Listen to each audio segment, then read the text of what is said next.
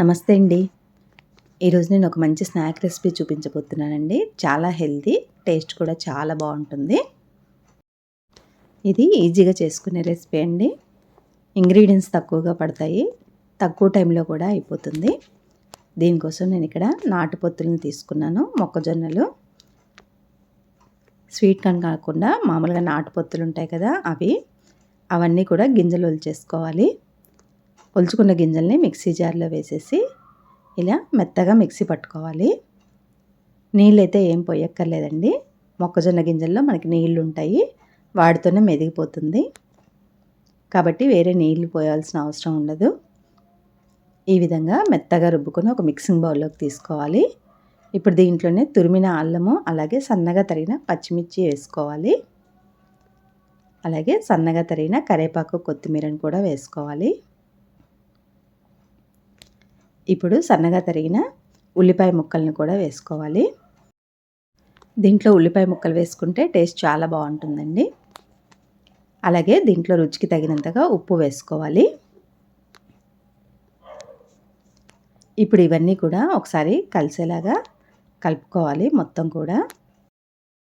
నేను ఇక్కడ అల్లం పచ్చిమిర్చి ముక్కలను వేసాను కదండి, మీరు దీన్ని మిక్సీ చేసేటప్పుడైనా దాంట్లో వేసి మిక్సీ పట్టుకోవచ్చు.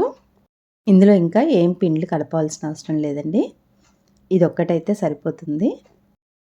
ఇలా మొత్తం కలుపుకున్న తర్వాత చేతిలో కొద్ది కొద్దిగా పిండిని తీసుకొని చేతిలోనే వడలాగా చేసుకోవాలి. దీనికి హోల్ ఏమీ పెట్టిన అవసరం లేదండి, మామూలుగా వడలాగా చేసుకొని కాగుతున్న ఆయిల్లో వేసుకోవాలి. మనకి కళాయికి పట్టినన్ని వేసుకోవాలి. ఈ మొక్కజొన్న పొత్తుల్ని కొనేటప్పుడే మరీ మనకి ముదురుగా లేకుండా చూసుకోవాలి. లేత గింజలను తీసుకున్నామంటే మనకి ఈ వడలు అనేవి చక్కగా పొంగుతాయి. ఈ రెసిపీ తక్కువ టైంలో అయిపోతుంది కాబట్టి మనకి మార్నింగ్ టైంలో బ్రేక్ఫాస్ట్గా అయినా చేసుకోవచ్చు. మొక్కజొన్న పొత్తులతో చేసిన ఏ రెసిపీ అయినా సరే చాలా హెల్తీ అండి, రుచి కూడా చాలా బాగుంటుంది. ఒకసారి ఈ విధంగా తప్పకుండా ట్రై చేయండి. ఇందులో మనం వేసిన ఇంగ్రీడియంట్స్ కూడా చాలా తక్కువగానే ఉన్నాయి కదా, ఎటువంటి పిండ్లు కూడా వేయక్కర్లేదండి, డైరెక్ట్గా వీటిని రుబ్బేసుకోవడమే.